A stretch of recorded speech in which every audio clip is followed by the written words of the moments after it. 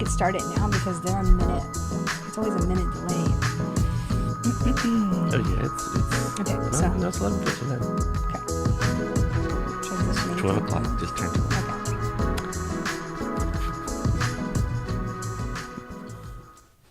Okay. You're so cold. So, Merry Christmas or Happy Holidays. It's freezing in here. It's so cold in Florida. You're all chill. You don't have the gloves, the hat. I said, my message to you was like, hey, let's wear like festive, holiday I feel very as a matter of fact, inspired. if you Canada, I'm international today. I mean, I might have gotten this hat at a Canadian Christmas market in Toronto. You know what? I wish I was there right now, actually. These gloves, Moscow. This is a tour. It's a tour de force here. This sweater, God only knows, it's really old. This sweater, let me guess. TJ Maxx? Yeah, it's something like that. I mean, let's see what the Boss dress for less. Let me see.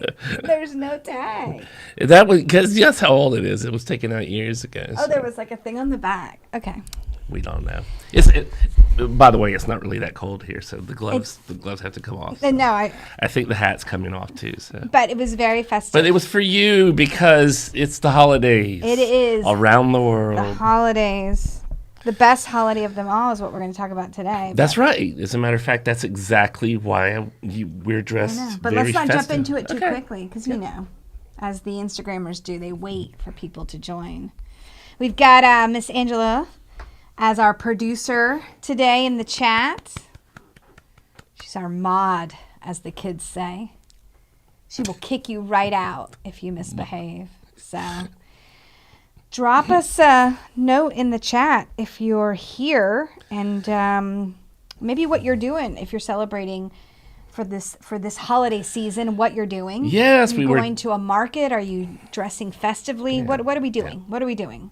Yeah, we were talking to one of our partners in Brazil yesterday, and I asked, what are your traditions for Christmas? I'd love to learn what traditions. One of our good friends in Berlin, Tanya Schindler, every year gives us a video tour from her phone of the inside of her mother's German Christmas village house. But I'm pretty sure that's how the house looks. I mean, all the year round. That would be cool if it was. I think she puts that in the but I would be into that if it was year round, like old world Christmas. That would be cool. Remember that time that we were in Germany right around the holidays, and we were in line at customs, and I don't want to say we got into a fight, but like we were. But we did. No, I mean it wasn't. We don't really fight. I think we've only fought a couple of times, like in 10 years. Everybody gets into it once in a while. Every once in a while. The band's not about to break up or anything.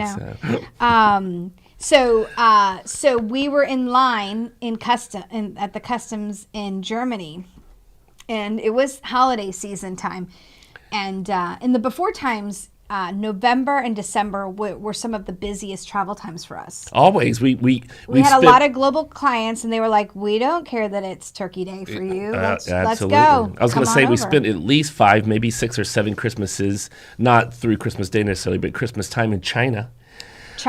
India. Lots of Christmas, which is very interesting. So this particular year, we were in Germany, which is a wonderful place to be during the holidays. It's really a wonderful place to be at any time, but especially during the holidays. Frankfurt. I know where you're talking about the trip in Frankfurt. Yeah. And it's funny because in true futurist fashion, the burn, if you will, that I laid down at your feet when we were having our argument was, and you'll remember this, of course, I said, quote, well, you have deep myths and metaphors about Christmas. In case Sohail Inyatella is listening. She pulled the old futurist. You have myths and metaphors. You're a total foresight dork when those are your burns. Those are your burns. Yeah. What? So, all right. So Andy says he's crazy and they're welcoming a new puppy. And hosting. He didn't say anything about crazy, but you took. I inferred that. But we were welcoming a new puppy is the crazy part. I had a new puppy in my house for about an hour yesterday because it had been let loose by one of my neighbors, and it was a husky. And whoa, that's a lot. So I don't know how big your little puppy is. But I see friends on here. But someone is saying greetings from Nairobi, which is pretty awesome. Greetings back to you in Kenya. I see our friend in Suriname, Anushka. Boy, she has had quite the 2022. I mean, maybe it's not her. It's probably her people that are on, because I feel like she's probably too busy. Yes, like Mariah Carey. She only sent like her, Yeah. Right, and exactly. Anushka's got her people on the live stream because. And they're typing in, welcome from Suriname. Anushka's actually winning another award today. So she's won about, I think, 8, I kept count, 8,000 awards this year from the presidents of every country. In the Caribbean, region. Yes. We are so happy for her. There's no problem with having deep mess and metaphors, but at that moment, he was annoying me about his Christmas spirit. Exactly. His Christmas spirit was annoying. Don't take his side, folks. Thank you. What is the problem? We will kick you right out of this live. No, but I was sad that I was missing Christmas back home. It's me. I'm the problem. How do we know it's you, Anushka? That's the thing. It's like, how do we know? Always look into the sun, but not into the mirror. What could she put in the chat reference to our trip together? That when we went to Suriname or anything else, like what could she put in the chat that would let us know it has to be her? Like what's something about being at a market and a vet put something on her head. Gosh, I barely remember. If you know what that is, then it'll prove that, Anushka, that's actually you. So frost on the ground in Portland. You'll need this hat. I would, see, I don't, Bob actually need the hat, but I would need it if I were in Portland, beautiful Portland, Oregon. So that's nice. I wish I was in Portland. Yeah, I wish I was in Portland. Go through all the places I wish I was. That way. All right. Well, it is holiday season. We have deep myths and metaphors about Christmas, which is a wonderful thing to have, as noted in the chat. But it is also a very exciting time we call Listmas. That is my favorite time of year. It's why I'm all dressed up festive today. You can see, because Listmas is that wonderful time of the year when we hang trends all over the trend tree. And you drink. We trim the tree. We trim the trees. Yeah. Hot trend cocoa. When did we? Try to make up I'm something, trying to remember when we came up with the Listmas. Look, it really is Anushka. Or her assistant phoned her really quick and said, what did you do? I'm trying to remember when, I was reflecting this morning as I was preparing my holiday sweater, which next year we should do like an ugly sweater type of. Oh, that would be great. That would be fun. And I don't remember exactly when we sort of coined this idea of Listmas. It's been a long time ago. It's been a while, but obviously I don't know where it came from. It comes from the idea that around this time of year is when you see the sort of the year in review, but also, publications and thought leaders looking forward. I was going to tell you that I'm on a listserv, and it's like a Discord. And all of these, sort of future kind of people are in there. And somebody said last night, the trend lists are coming in hot and heavy now. Hot and heavy. I'm telling you. Because somebody had listened and said, hey, this is the time of year when all the trend lists come out. Start posting them. And a few days ago, there was 1 or 2 or 3. And then last night, there was 27 new ones. And they all came in about the same time. It's Listmas, people. It's Listmas. It's the most wonderful time of the year. So we... of course, we jest because, we know that trends have a place in our foresight work. But I think this time of year in particular really highlights the fact that, A, for many, they believe that all we do as futurists is track trends and make these lists.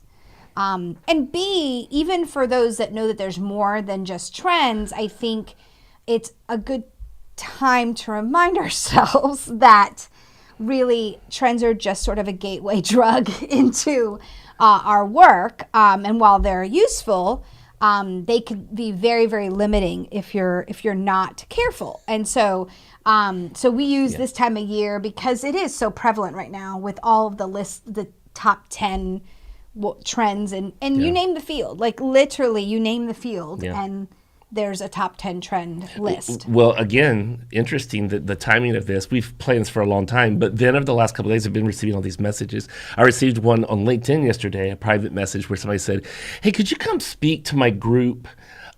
Because we have this trend watching group of 1,300 people in it on a LinkedIn, group, and this is somebody who understands foresight and futures thinking, and they're a designer, and they were like, I want to get them away from being so enamored with just the trends and separating the trends out and siloing the trends and 3D printing and artificial intelligence and NFTs and the metaverse and he said, because I understand that there's much more than just those lists of trends, and so could you come speak to? And if you're on here, Sebastian, I haven't made up my mind. No, I'm just kidding. I'll get back to you. You never mentioned it, so you have a fighting chance for hearing back from Sebastian because we're now aware of it. So, for those of you seeking to have Frank speak at your group or at your organization, you're crazy. Info first, at thefutureschool.com. Just go ahead and email the admin team and.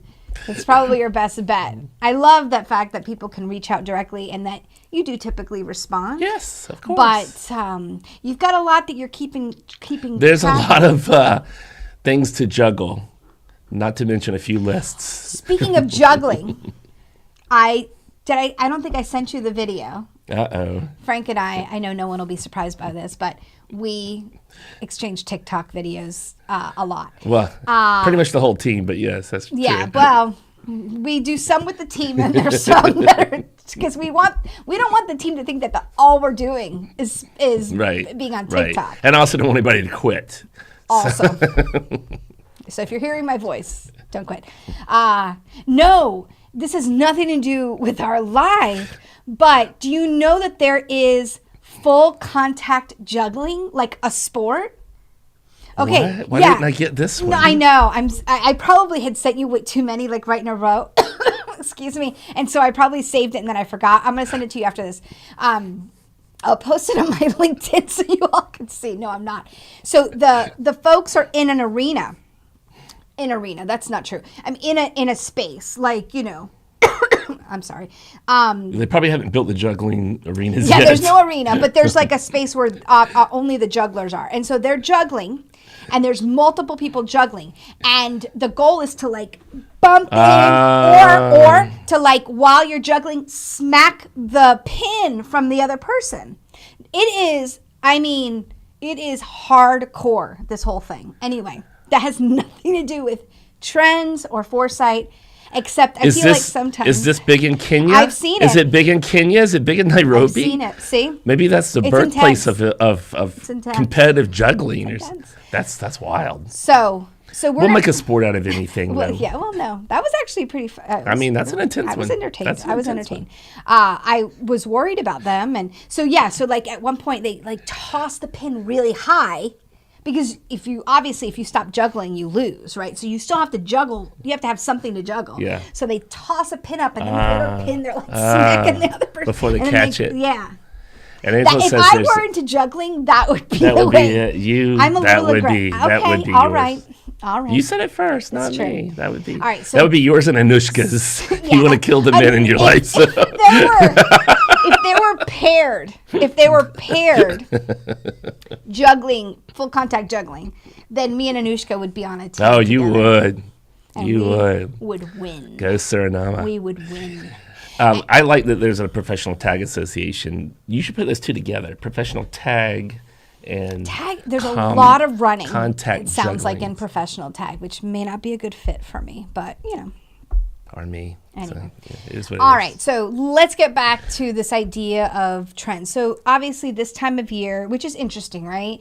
The fact that, how industrial age is it of us that our relationship with time is that it is in December and January where we, A, look ahead, and B, make these lists of trends. That's right. I mean, that we could spend a whole podcast just talking about that yes. and how it like parallels our 5-year plan work, That's our AOP work. That's right. Even this idea of New Year's resolutions. Now, again, I mean, look, if these milestones and these monuments are helpful to get traction in our work, then great.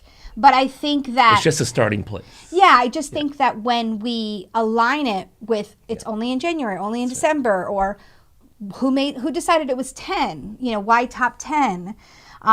There's just a lot of, I think, gaps. Now, I said that I was reflecting on, this live stream, and I was actually thinking back to my young futurist days when I was just learning to walk. I hadn't even met you yet. That's how early on in my career I was thinking about today. It's like looking at the baby pictures. This is what you looked like. I was looking at my baby book. And I was thinking, and the reason that this struck me is because obviously we've worked with so many amazing practitioners, both inside of organizations and those that have hung their own shingle. Yeah. And, most of those people go through a similar journey that I did, which is early on in your career, when you first discover foresight, you are like, oh, I've got to do a trend report, or I've got to do a trend presentation. I did a whole trend roadshow on, of course, I was Disney's workforce futurist, so it was all about the future of work. Right. Yeah. And I also remember that the trends I chose at the time were all sort of angled to be negative, to get people's attention. Right, to scare them a little bit. Yeah. And so initially my foresight practice was really built on exclusively trends. And I think that had a lot to do with my, foresight maturity, just where I was in my learning, and also where the organization was. Right. And how we were in terms of socializing efforts. So we're not here to obviously badmouth trends, because obviously we create trend card sets. Of course. We're creating ones right now, which is why I said it. Did somebody write that? Did a No. mole write that? No. We are creating one right now. Be out. Yeah. Soon enough. I didn't say soon. I said soon enough. If someone could figure out either a cloning machine to clone ourselves, or a way to add more hours to the day, that would be awesome. Exactly. We have big plans, and it's just not enough time. So we're not saying, obviously, that trends are something that we should avoid, because clearly they are the building blocks of any foresight practice, right? That's right. Yeah, of course. But they're just a starting place. Yeah. I don't know if you've ever, I think I might have mentioned this on a podcast before, but I still do love this Dr. Seuss book, and Ashley's on here. So another big fellow. Actually, I have a lot in common. You do. I don't know if that makes her too happy, but we have a lot in common. When she grows up, she'll be Frank, and nobody wants that to happen to them. So, but we both love Dr. Seuss. And one of my favorite Dr. Seuss books is On Beyond Zebra. And in the book, there's this very straight-laced, almost like quantified kind of kid, he wears his tie to school and drawn in the Dr. Seuss style. And he's very proud because, he's like in kindergarten or first grade, and he can draw all of his ABCs, A through Z. But the other kid, who looks a little bit more like, he's got his cat heads on, and his cool clothes, and not as straight-laced in the book. There's a metaphor there. He is like, did you know that there's an entire alphabet beyond the alphabet that you know? And the other kid's like, there's not. And he's like, oh, there is. And he takes him on this journey on beyond Zebra, and to this new alphabet, which today still blows my mind that Dr. Seuss made up this whole other 26-letter alphabet of quat, and mak, blah. It's like you can't even pronounce these letters. It's really crazy. And I've always thought that was a great metaphor. I even used it in a Fast Company article that I wrote, that trends won't get you where you want to go. Yeah. From years ago. It's been a long time now that article came out. But it's still out there. I just sent it to somebody the other day, and it still gets, every once in a while, it gets traction. Yeah, because it's an evergreen type of thing. And it still blows my mind that that's such a great metaphor for going beyond trends. So Listmas, I think one of the disservices that Listmas does to the field, and as you said, trends are starting place. They're the building block. And as Ashley said, they give us sort of a tangible thing to wrap our mind Absolutely. around. Absolutely. Obviously trends represent the present, so you can source things. Yes. So if you're looking to convince somebody that this stuff is happening, trends are happening. They're happening today. All of that. That's sure. totally legit. No one's and arguing. you'll never catch me in my career not, searching Leveraging. trends and scanning Yeah. for trends. Of course, I'm Yeah. going to do that all the time. Yeah.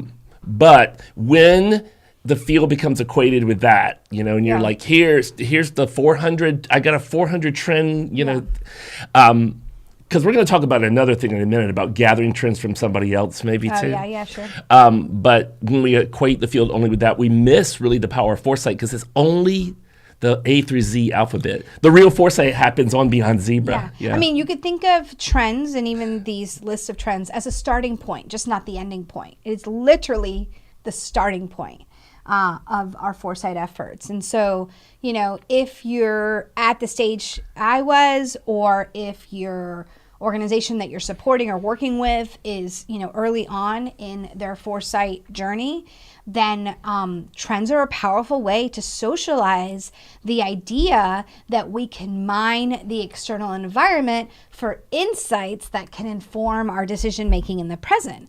And I would say, again, just make sure that when you are identifying those trends, let's talk about how we would go about, really doing a good job ensuring that if you are going to make a top 10 trend list, and we'll talk about other ways to think about that as well, that you're, scanning from the outside in, that you're ensuring that your trends, because a lot of the top 10 trend lists, and I get it, they're targeting an audience. Yes. But it's like, a lot of it's marketing. It's not just top 10 trend lists, it's top 10 trend lists in dentistry or top 10 trend lists. And it's like, and so by its very nature, it's looking in that sense from the inside out. It's looking at who we are today, what industry and clients we serve. That's and right. Then My industry, my stakeholders. Picking those trends, when in true scanning and environmental scanning as strategic foresight professionals and as futurists, we scan across social, technological, economic, environmental, political,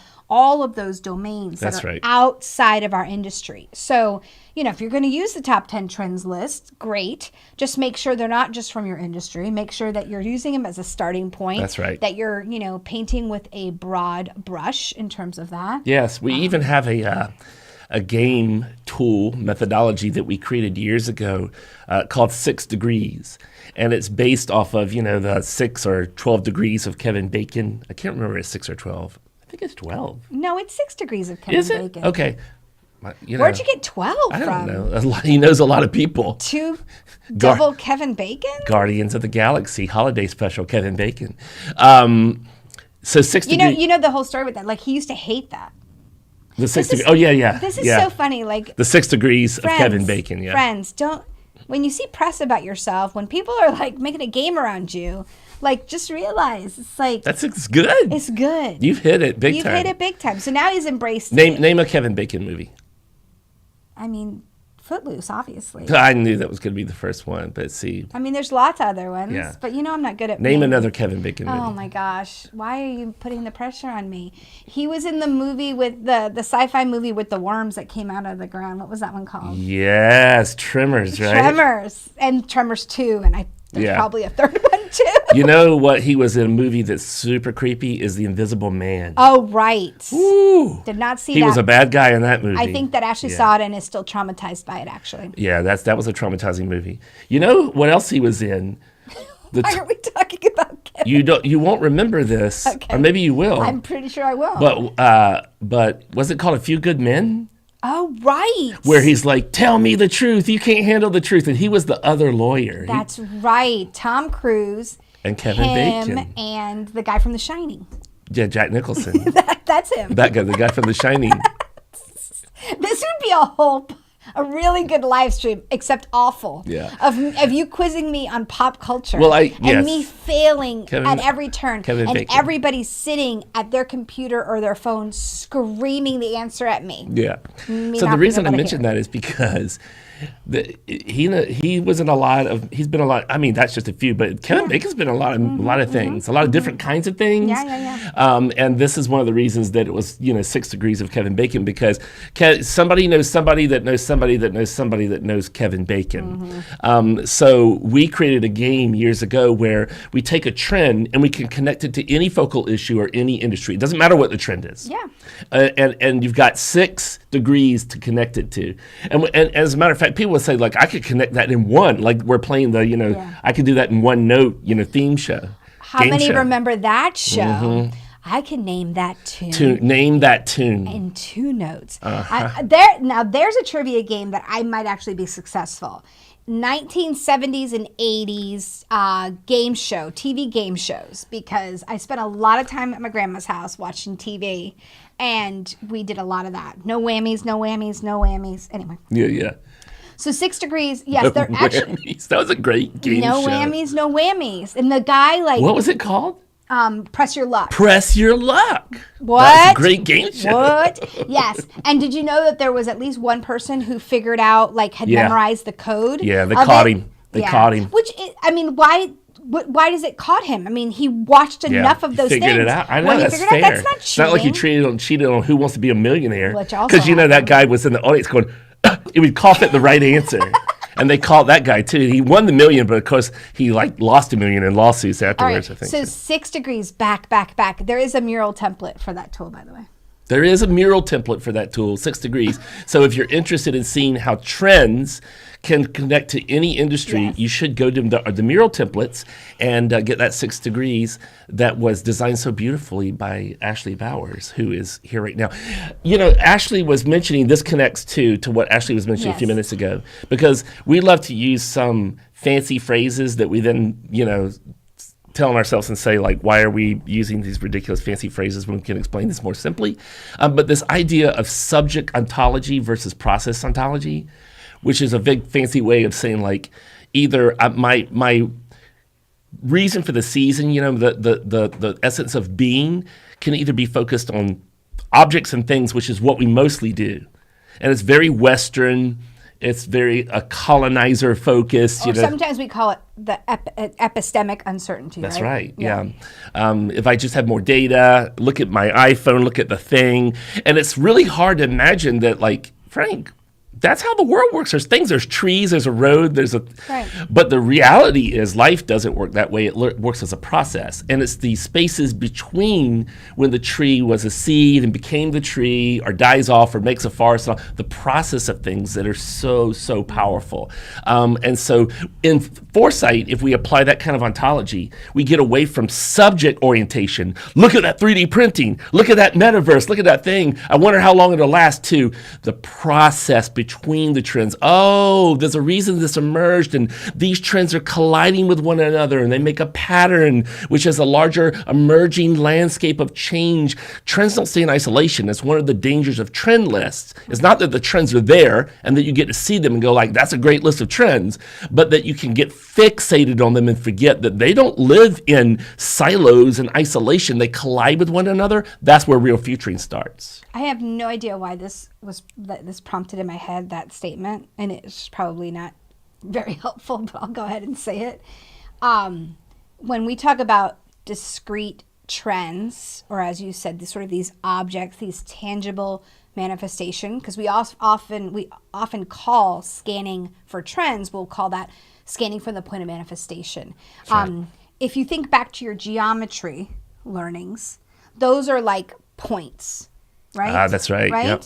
And so, but it's far more interesting in geometry to think about planes. That's right. Right? And so that's more of the process. It's like an infinite connection of points. Yes. What is this making? Why is this unfolding the way it is? Yeah. That's when we can start to say, like, what will happen over the next 10, 50, 100 years, right? I'm not talking about prediction. I'm talking about understanding the process. Then we understand why things are changing, how they're changing, what they'll evolve into, those kinds of things. And Emergence. To be fair, trends are trends. If within foresight we call something a trend, if it has direction, That's and right. movement, and so it isn't a point of time like specifically. But when we sort of drill into a top 10 trend list and we get myopic and so tactical about it, we do lose sight of the process Totally. and the change. And yeah, I just think that that's kind of an interesting thing. And again, there's this, it's crucial to good futuring. It's this constant battle, and you just said it right now, like, oh, we could simplify this, and like, oh, we use multisyllabic words. And I feel like we should probably do a whole live stream on this, which is, look, we know we have to meet people where they are. That's right. And we know people's attention spans are like non-existent. True. But at what point do we have to acknowledge that there's a commitment necessary to understand these concepts and to commit to thinking and acting this way? Yes. And so I get it.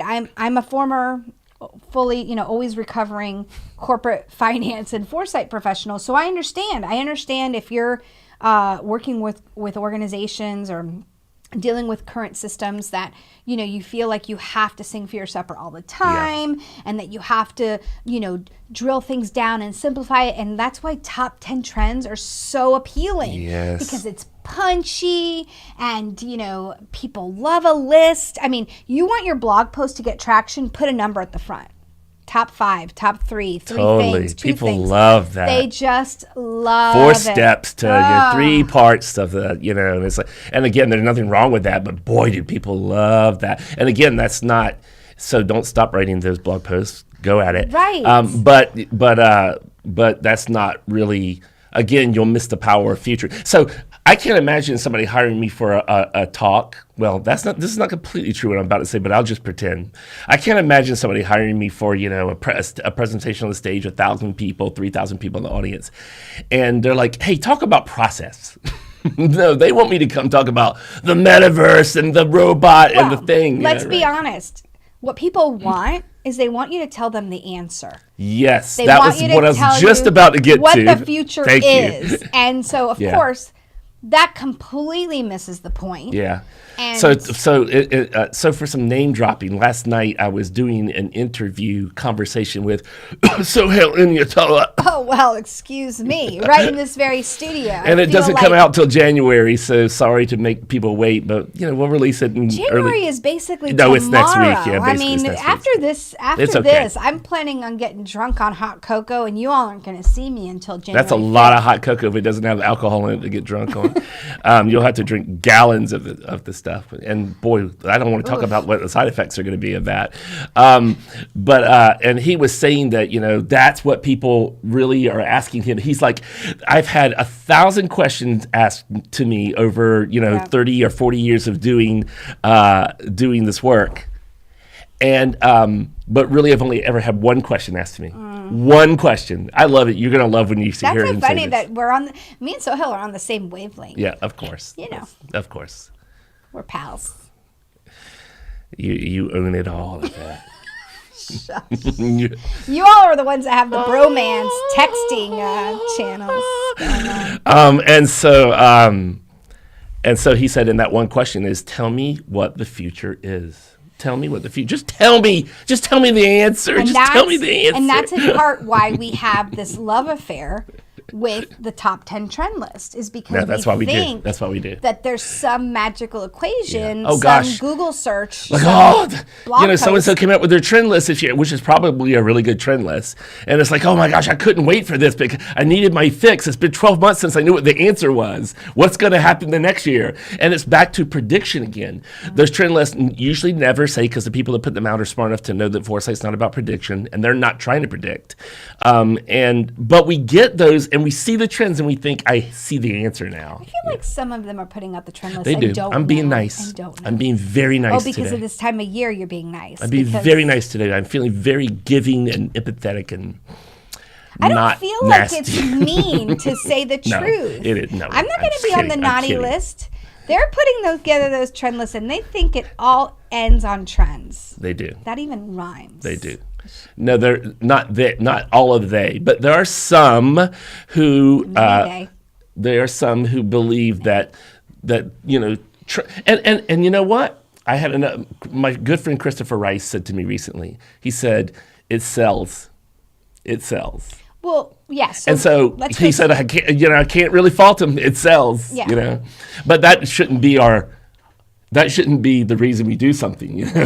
We got to get way past that. Yeah. Right? And okay, so let's just go down that path because it sells. So, of course, do we just do stuff because it sells? I know that's not the point, but let's just get that statement out of the way.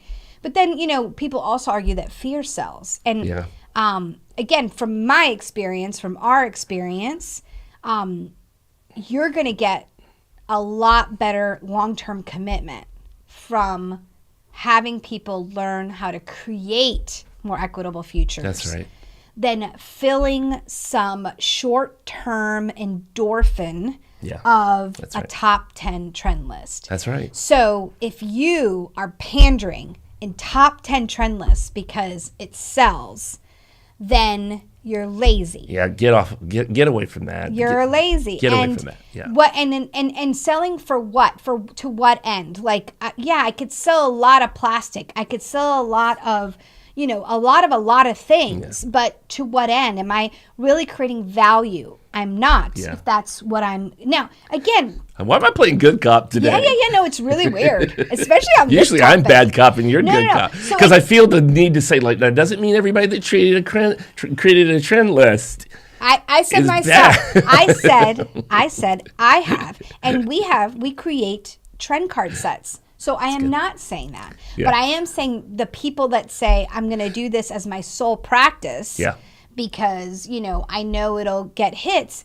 Again, they're not going to have a thriving foresight practice. They might have a thriving pop futurist practice, which you know what, that cool for you. Like that's fine, but to me, they're not practicing foresight. Yeah, no, and now I will play bad cop because the pop futurist thing is hurtful, and it hurts the value of the field, the power of foresight, and I don't know when the transition will be made away from it. I think it's happened a lot more because things have gotten better.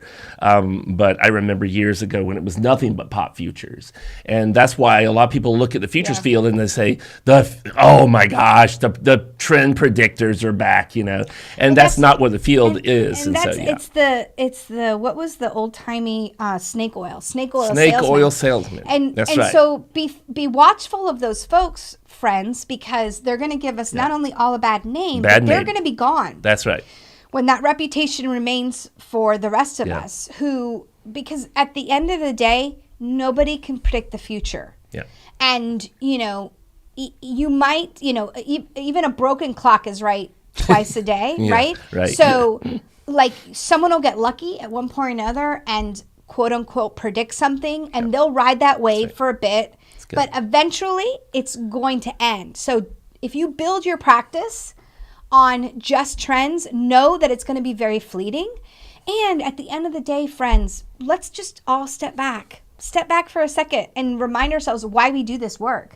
We do this work because we want to create the opportunity for more people to be empowered to create better futures for all. A multitude of voices. Right. And so you're not going to get there with just trend lists. So again, trends are an important part of a futures toolkit.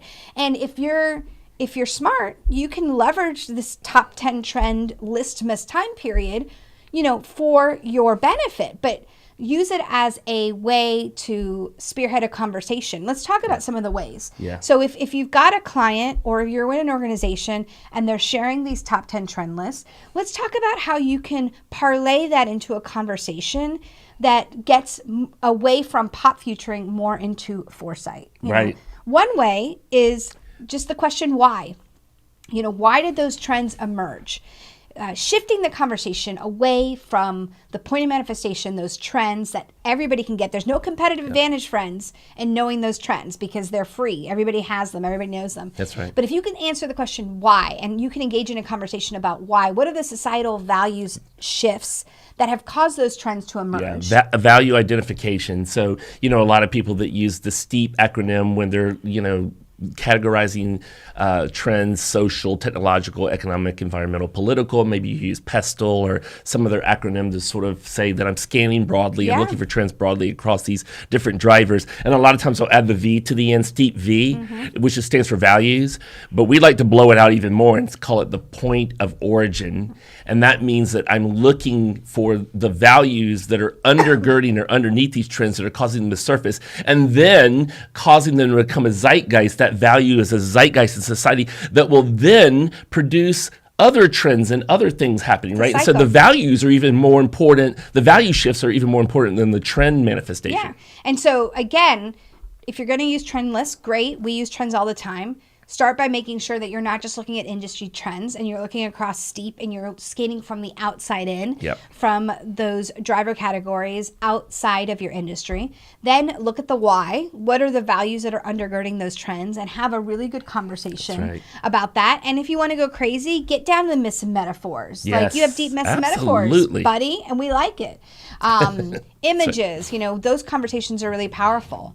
And then do you want to talk point of impact, or do you want to talk patterns next? Well, point of impact is sort of what we call our third way of scanning. So the point of manifestation is just saying, thank you for the hundreds of people that put out trend lists this year. We don't need to even make one. We'll let you do that. Although I will say, and some of them are very good. And you were going to say this earlier, so I'll just interject this one real quick thing.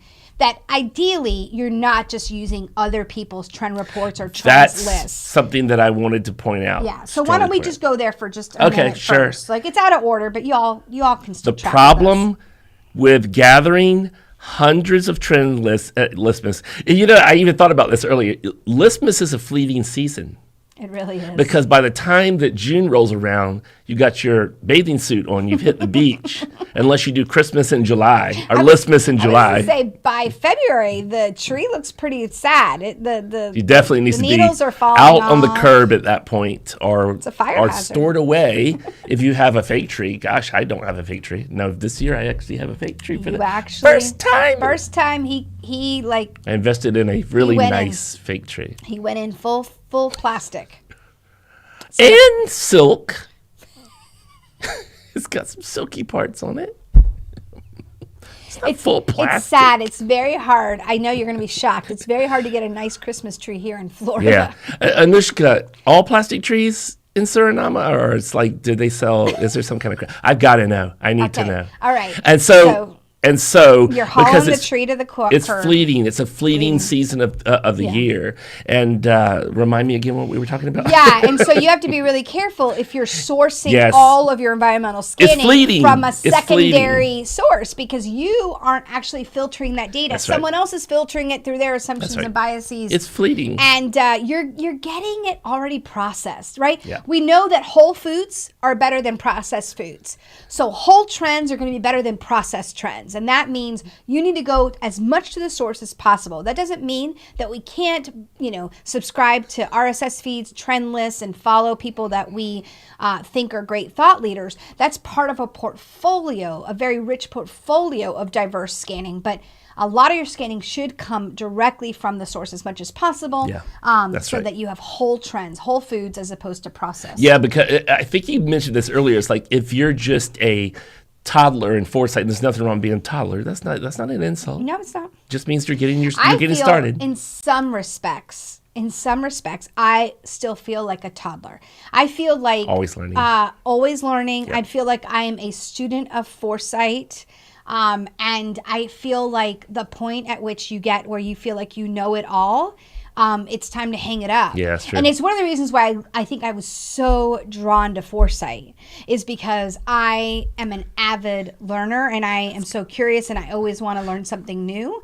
And so foresight, obviously not just through the trends, but through the application of it, we're always having to think of new ways to integrate foresight and engage people. So yeah. I like that Anushka said whole trends versus processed trends, like whole foods versus processed foods. Yeah. Because, so what I was going to say is, those trend lists are a great way to go, like, oh, I see how you're supposed to look at trends, and look what, so-and-so did, and the kinds of trends they were looking for, that's what I need to do. Yeah. But if you don't become a scanner of trends for yourself, you're not rewiring your brain. Yeah. And you need to rewire the brain to be able to see what's next. If you want a futurist mindset, you need to get away from just trends being fed to you by somebody else. You're not wiring your brain to be somebody who's looking at the environment and saying, ooh, this is how they emerge, and this is the values, and this is how they come together and they collide, and then this is how they would make worlds and stories. You're not rewiring your brain. So wean yourself off of the trend lists. You can still look at them if you want to later, but don't use them as a source. That's an early on kind of thing, and something that you need to train yourself to be able to do. Yeah. So point of impact, that third way, is really looking at how the trends that we did initially find in our point of manifestation and then values point of origin. Point of impact really says, hey, let's ask questions like, what kind of new cultural ideas might appear because of this, or what social structures might be formed because of this, or what, new technologies, mediums, and arts would come from this, and what goods and services will we make? You can ask these kinds of questions to yourself, and what that does is it takes those initial trends and stretches them like a rubber band and says we need to think, ripples and ripples beyond the original trend to what is the impact of these things on humanity, on the planet. That's when we really are futuring at this point. Yeah. All right. So let's just recap really quickly. So we're not just going to use trend lists from our own industry. We're going to look broader, and ideally we're going to scan from the source and create our own lists, not just use others. We're going to ask the why question and understand what the underlying values were that created those trends in the first place. And then we're going to ask about the point of impact questions. What are those ripples that result from the trends and the value shifts? Yeah. And then we get to sort of higher order environmental scanning, and we accept the fact that these trends exist in isolation only on that trend list and nowhere else. Only on that piece of paper. List. Yeah, which is one of the great limitations of a trend list, is that by its very nature, it causes the reader, the person that's ingesting that information, to perceive that those trends are all individually isolated, and nothing in this world is isolated. Absolutely certainly not trends. That's the difference between substance ontology, object ontology, and process ontology. Right. So those trends are colliding. They're colliding with issues in other industries. They're colliding, across the globe, and they're creating, patterns or emerging landscapes of change. And so when you Bob Leonard, our good friend Bob Leonard, was here at least a few minutes ago. Maybe he still is. And he was the one that said frost here in Portland, Oregon this morning. And there's like a Christmas bug right here. I don't know what that's about. And he's an environmental futurist, future expert. And he could tell you, I guarantee he could tell you right now that female issues, female study issues, homelessness, goods and services, the supply chain, all of those things are directly related to climate change and environment. And you're like, wait a second. Yeah. Women's education, women's issues are related. Yes, they're related directly to climate change. And go study it. Go look it up for yourself. How are women's issues related to climate change, and solving women's issues help solve climate change? Boom. Yeah. Look it up. It's crazy. And those are the things. What happens in our object ontology is we go, oh gosh, I need to plant another tree to solve the climate issue. No, you need to solve women's issues. You need to solve supply chain issues. Equity issues. Yes, that was what will solve the climate issue, right? Yeah. So I think that when we, rely on these top 10 trend lists, we obviously oversimplify, and we don't really get to that competitive advantage. So if you truly want a competitive advantage, you have to go way beyond trends, way beyond those trends lists, but they're a great place to start. And so if that's where we're meeting you today, if that's where you are, or that's where your client or stakeholders are, wonderful. That's at least a starting point in the conversation about the future. Absolutely. And it's a great way to connect sort of the idea of the future to today, because again, reminding them that trends represent, people think of them as the future, but they're really representing the present. We often say that foresight is its own best business case, because a lot of people aren't aware of these trends. And so, especially outside their industry. So That's right. bringing them that information and then helping them think through the why and the so what and what happens when they collide is actually a great way to build the foresight capability within those stakeholder groups. Absolutely. So, I think just sort of to recap here is like what we said is that those lists are good. Listmas is a wonderful time of the year. Beauty. It's the most, as Ben Crosby might have said, it's the most wonderful time of the year. But it's fleeting. It only lasts from Thanksgiving in the United States. Maybe you have another delineation mark in another part of the world. But if you're sitting here, like I am in Orlando, to, maybe New Year's Eve.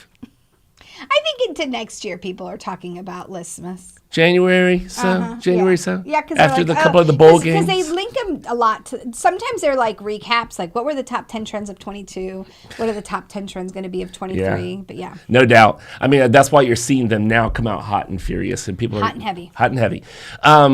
But then, now it's time to, now what? Now we got to get down to business, And so, as we've said, trends are definitely going to be the starting place. Yeah. But our point here today is like, go beyond zebra, on beyond zebra, friends. Yeah, for sure. And hopefully you've gotten some good ideas of how to do that. I know you all are sharing in the chat some of the places where you scan. I think keep that conversation going.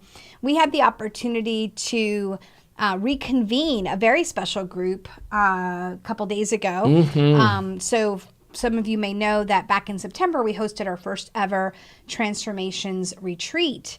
We reconvened that cohort, and almost everyone was able to join us a couple days ago. I think all but one. Yeah, so that was Pretty really cool. amazing. And so we're excited in 23 to gosh. provide more opportunities for us to connect with all of you and to allow you all to connect with each other.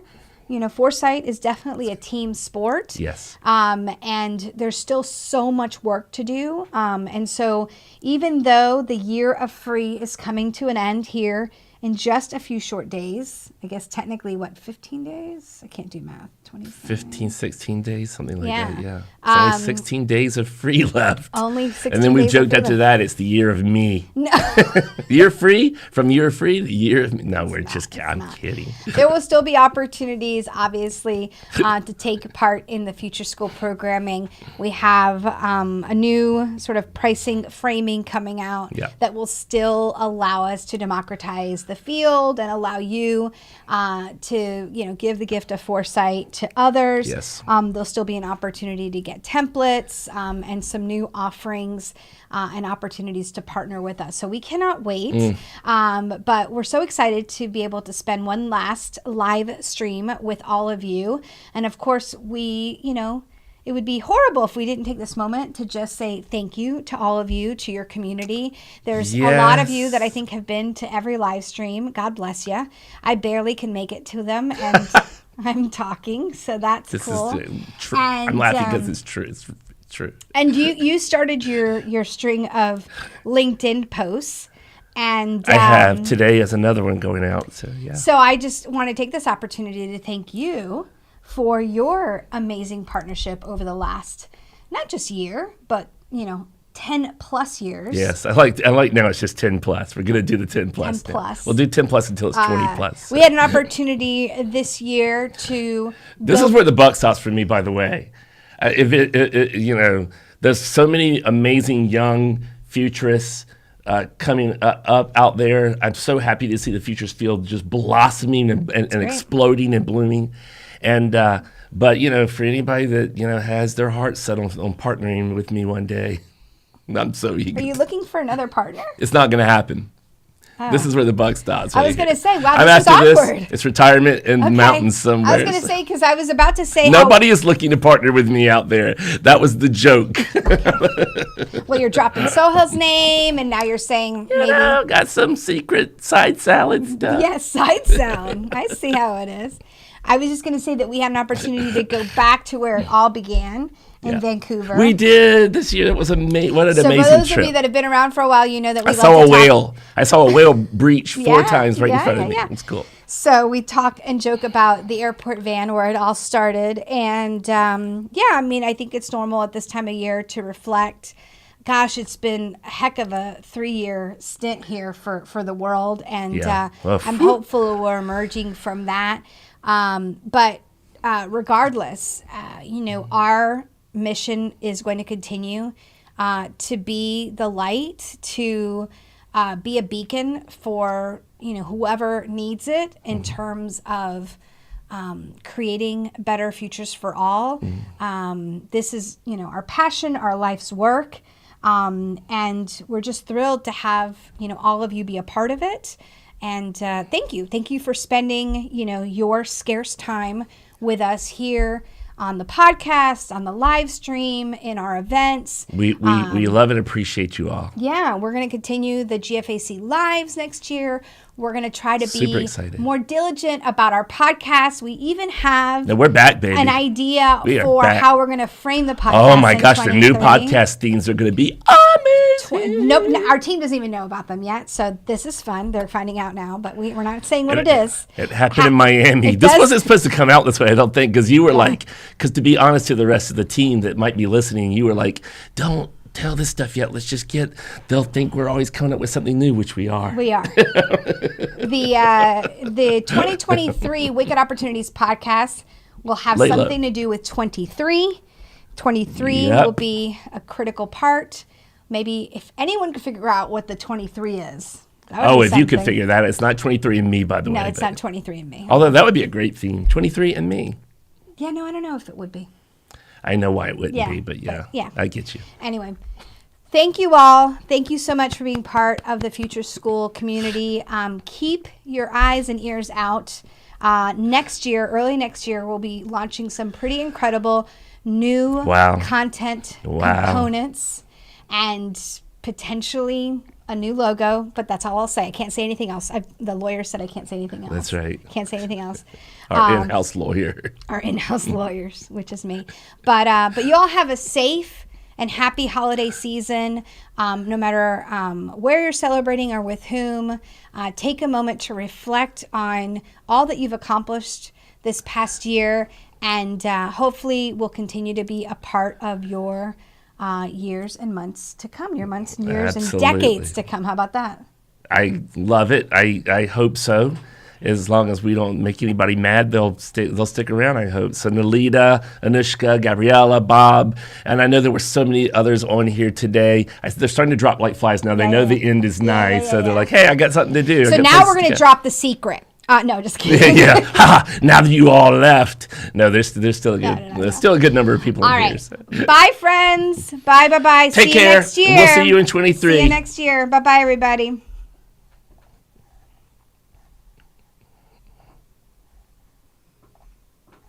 It's always the awkward thing at the end.